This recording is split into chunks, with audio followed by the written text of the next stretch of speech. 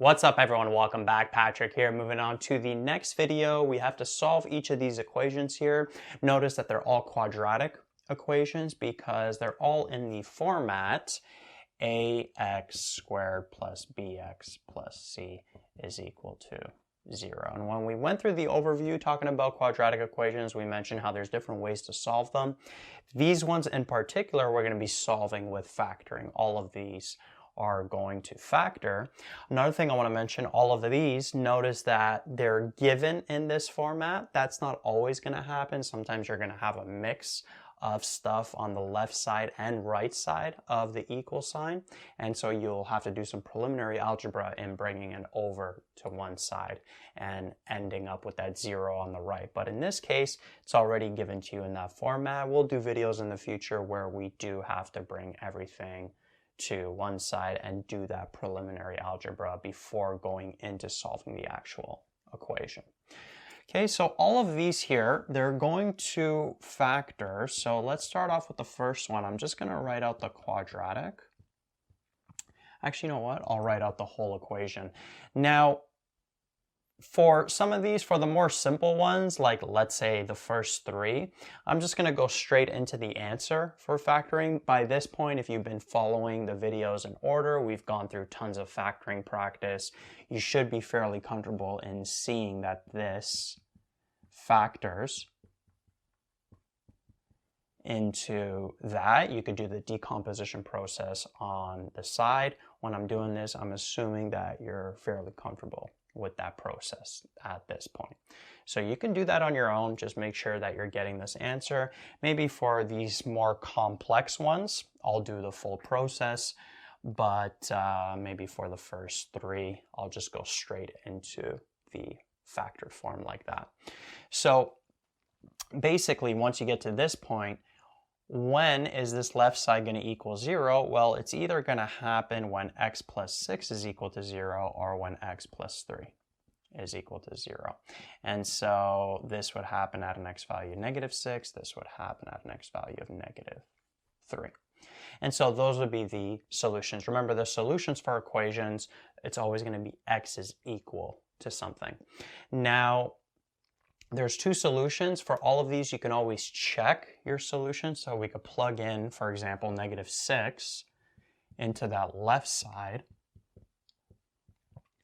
and see what we end up with. So we'd end up with 36 minus 54 plus 18. And notice that indeed 36 plus 18 is 54, minus 54 would give us 0. So the left side is equal to the right side. That's how you could check your answer, taking the solutions, plugging them into the original equation, making sure the left side is equal to the right side.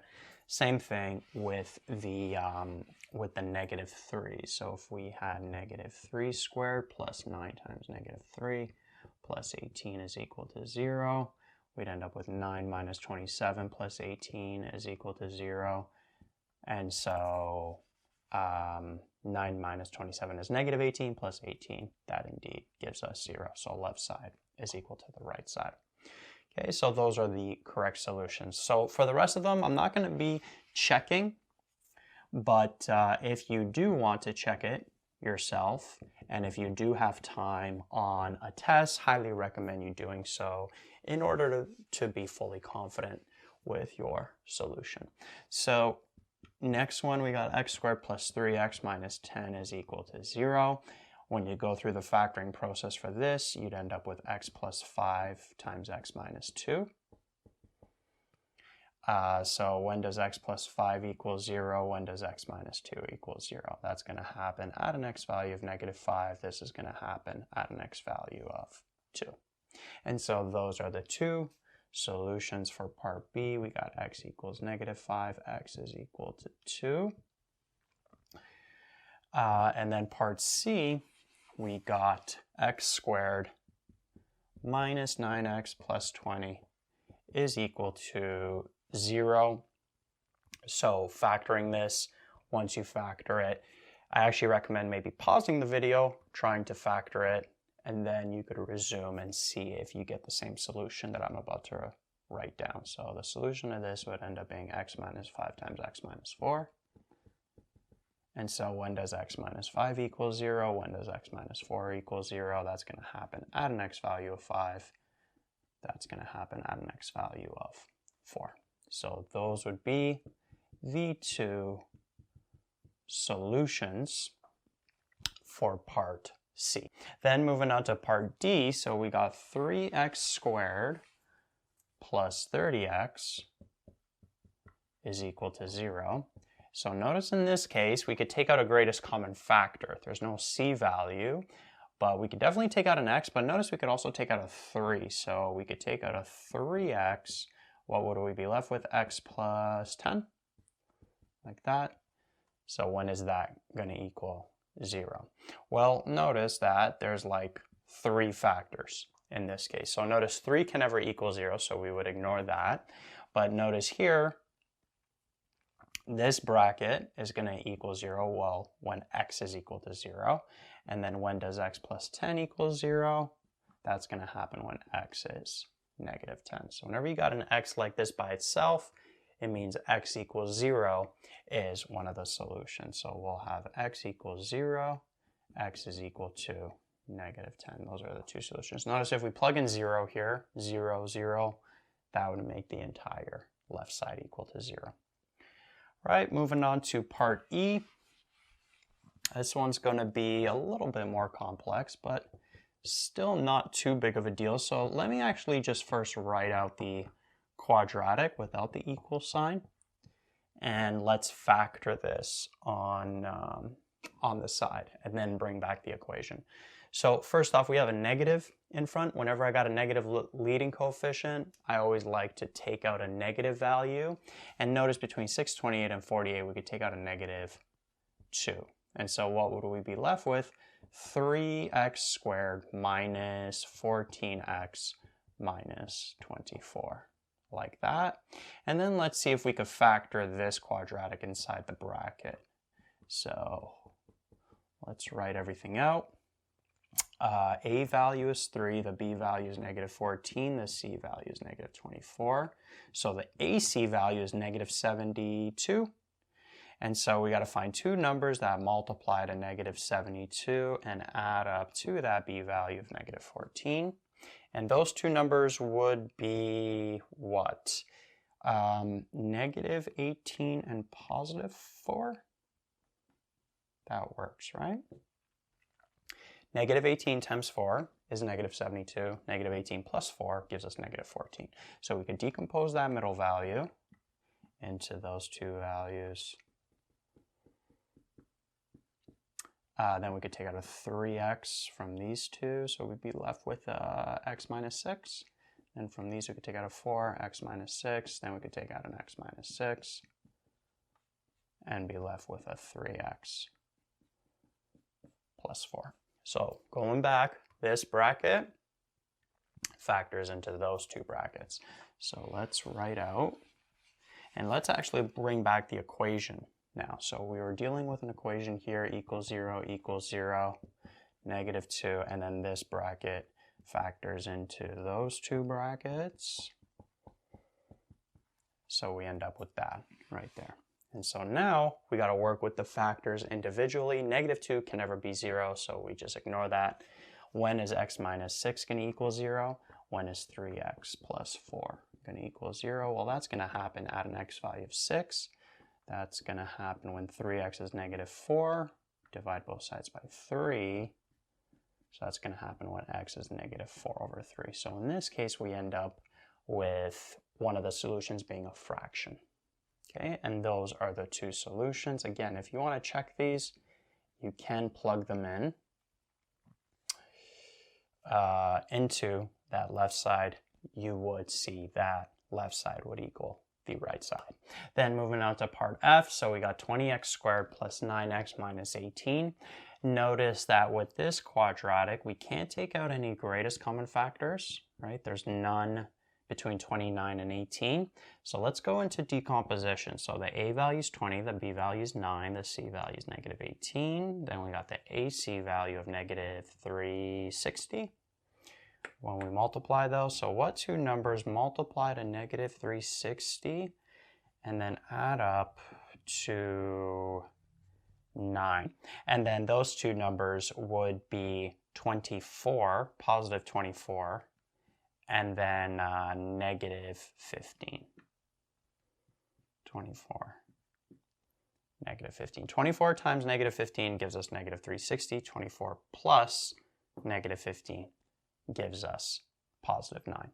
And so we would decompose that positive 9 into 24x minus 15x minus 18. Then from these two, we could take out a 4x, 5x plus 6.